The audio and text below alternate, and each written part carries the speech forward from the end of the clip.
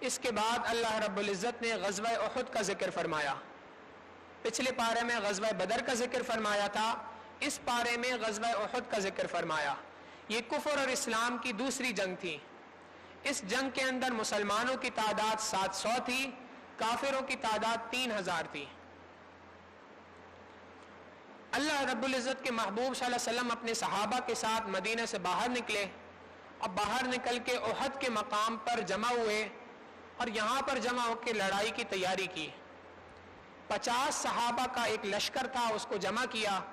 عبداللہ بن جبیر رضی اللہ تعالیٰ عنہ کو حکم دیا کہ آپ ان کے امیر ہیں، اور ان کو حکم دیا کہ آپ اس پہاڑی کی چوٹی پر کھڑے ہو جائیں اور ہمارے ساتھ کچھ بھی ہو جائے آپ نے اس مقام سے ہلنا نہیں ہے، آپ اسی مقام پہ ٹھہرے رہیں، ہم یہاں پر نیچے جنگ کریں گے. نبی علیہ الصلوۃ والسلام کا یہ حکم تھا. صحابہ وہاں پر کھڑے تھے.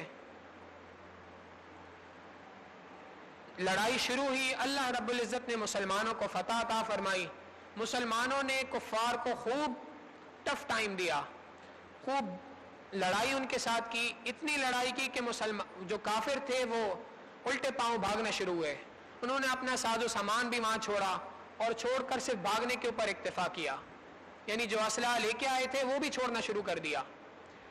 مسلمانوں نے ان کا پیچھا کرنا شروع کیا.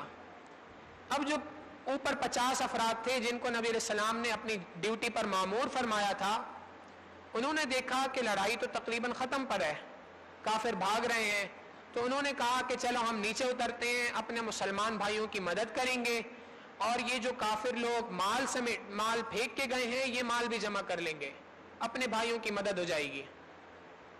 اس جذبے کے ساتھ وہ نیچے اترے.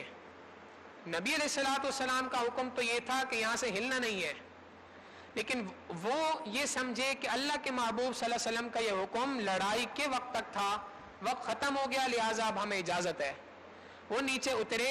کفار جو پیچھے پلٹ کے بھاگ رہے تھے ان میں ایک لشکر تھا جس کی قیادت حضرت خالد بن ولید رضی اللہ تعالیٰ عنہ فرما رہے تھے.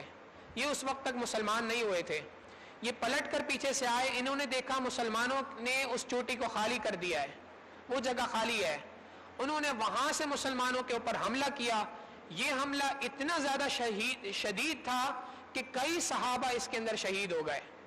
روایتوں کے اندر آتا ہے 70 صحابہ اس جنگ کے اندر شہید ہو گئے. اللہ کے محبوب صلی اللہ علیہ وسلم کے اوپر بھی بہت سارے زیادہ زخم آئے. نبی علیہ الصلوۃ والسلام کے ددان مبارک بھی شہید ہوئے اسی لڑائی کے اندر. نبی علیہ الصلوۃ والسلام کا خون بھی اسی لڑائی کے اندر بہا. اللہ کے محبوب صلی اللہ علیہ وسلم کے محبوب چچا حضرت حمزہ رضی اللہ تعالیٰ عنہ کو بھی اسی جنگ کے اندر شہید کیا گیا. بہرحال مگر اس کے بعد اللہ رب العزت نے مسلمانوں کی دوبارہ سے مدد فرمائی اور مسلمان دوبارہ سے جمع ہوئے اور انہوں نے کافروں کو مار کر بھگایا. جب یہ واقعہ پیش آیا تو اس واقعے کے بعد منافقین نے شور مچانا شروع کر دیا کہ یہ مسلمان دراصل حق پر نہیں ہے، اس وجہ سے ان کے ساتھ ایسا ہوا ہے. دیکھو ان کے نبی کو بھی جو ہے وہ چوٹ لگی ہے. اللہ رب العزت نے اسی پارے کے اندر ان کو تنبیہ فرمائی اور اس کے بعد صحابہ کو فرمایا، نبی علیہ الصلوۃ والسلام کو فرمایا کہ ہم نے ان صحابہ کو معاف کر دیا ہے. وَلَقَدْ عَفَا اللَّهُ عَنْهُمْ إِنَّ اللَّهَ غَفُورٌ رَحِيمٌ. تحقیق اللہ نے انہیں معاف کر دیا اور بے شک اللہ بڑا غفور، بڑا رحم کرنے والا ہے.